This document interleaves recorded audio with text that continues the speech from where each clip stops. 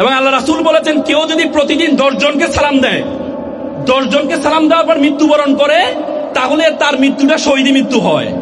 সালামের মতো ইউনিকনেস, এত সুন্দর সম্ভাষণ যে তুমি যখনই সকালে দেখা হলেও সালাম দিবা, দুপুরে দেখা হলেও সালাম দিবা, বিকেলে দেখা হলে সালাম দিবা। আর ওয়েস্টার্নরা বলে সকালে দেখা হলে গুড মর্নিং বলতে হবে, দুপুরে দেখা হলে গুড নুন বলতে হবে, বিকেলে দেখা হলে গুড আফটারনুন বলতে হবে, সন্ধ্যায় দেখা হলে গুড ইভিনিং বলতে হবে, রাতে দেখা হলে গুড নাইট বলতে হবে। তার মানে সালাম সবসময় একই রকমই থাকে। এবং হ্যালো, যারা হ্যালো বলে, ফর্মাল ভাষায় হ্যালো বলতে হবে, আর ইনফর্মাল ভাষায় হাই বলতে হবে। বন্ধুদের সাথে হাই বলতে হবে, আর ফর্মালি বলতে হলে হ্যালো বলতে হবে। এবং হ্যালোর ইতিহাস যদি অনেকে অনেকভাবে ব্যাখ্যা করে, এটাকে অনেকভাবে, হ্যালোর ইতিহাস, যিনি প্রথম টেলিফোন আবিষ্কার করেছেন আলেকজান্ডার দ্য গ্রাহাম বেল, তার একজন গার্লফ্রেন্ড ছিলেন ম্যাগ্রাসেট হ্যালো। তিনি প্রথম যখন আবিষ্কার করলেন তখন প্রথম ডেকে তার গার্লফ্রেন্ডকে ডেকেছেন হ্যালো বলে। তখন থেকে মোবাইল ধরলে আমরা বলি হ্যালো। এবং তুমি যদি আমাদের হিন্দু ধর্মের দিকে তাকাও, হিন্দু ধর্মে কেউ বলে নমস্কার, কেউ বলে আদব, কেউ বলে জয় শ্রীরাম, কেউ বলে রাধে রাধে, কেউ বলে হরে কৃষ্ণ। মানে এক একজন যে এক একজনের উপাস্যকে মানে তারা এক এক রকম সম্ভাষণ করে। কিন্তু সালাম হচ্ছে একটা ইউনিকনেস। তুমি যখনই যার সাথে দেখা হবা এটাকে সালামে বলতে হবে। সকালে দেখা হলে আসসালামু আলাইকুম, দুপুরে দেখা হলে আসসালামু আলাইকুম, যখনই দেখা হয়। এটি কে শিখিয়েছেন? আমাদের প্রথম মানব হযরত আদম আলাইহিস সালামকে আল্লাহ তাআলা বলেছে যে তুমি ফেরেশতাদেরকে সালাম দিয়ে আসো।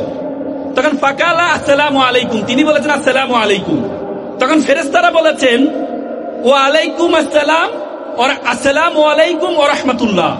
মানে আসসালামু আলাইকুম মানে শান্তি বর্ষিত হোক, ওয়া রাহমাতুল্লাহ মানে রহমত বর্ষিত হোক। কাউকে যদি তুমি বাড়াই দিতে চাও তাহলে তুমি ওয়া বারাকাতু বলবা, বরকত বর্ষিত হোক। মাগফিরাতু, আপনার উপর ক্ষমা বর্ষিত হোক। ও হায়াতু, আপনার হায়াত বাড়ে দেখ। তার মানে তুমি যদি কেউ যদি তোমাকে সালাম দেয়, তুমি তার দ্বিগুণ তিগুণ চতুর্থ গুণ পর্যন্ত তুমি দিতে পারবা। তার মানে এত সুন্দর ইউনিকনেস। এবং আল্লাহ তাআলা তার রাসূলদেরকে সূরা আস-সাফফাতে তিনি বলছেন সালামু আলা মুসা ওয়া হারুন। তিনি মুসা আলাইহিস সালাম এবং হারুন আলাইহিস সালামকে সালাম দিয়েছেন। সালামু আলা, তারপরে ইব্রাহিম, তিনি ইব্রাহিম আলাইহিস সালাম সালাম দিয়েছেন। কোরআনের আয়াত এটি। তার মানে সালামের মধ্যে একটা ইউনিকনেস, এটি পৃথিবীর আর কোনো সম্ভাষণে নেই। এই জন্য যখনই তোমাদেরকে সালাম দিবে মানে শান্তি বর্ষিত হোক, তখন তোমরা চমৎকার করে এই সালামের উত্তর দিবা। পারবা তো ইনশাল্লাহ? এবং একবার আমি একটা চমৎকার হাদিস পড়লাম ওই দিন। আবু বকর রাদিয়াল্লাহু তাআলা আনহুকে সবসময় আলী রাদিয়াল্লাহু তাআলা আনহু সালাম দিতেন।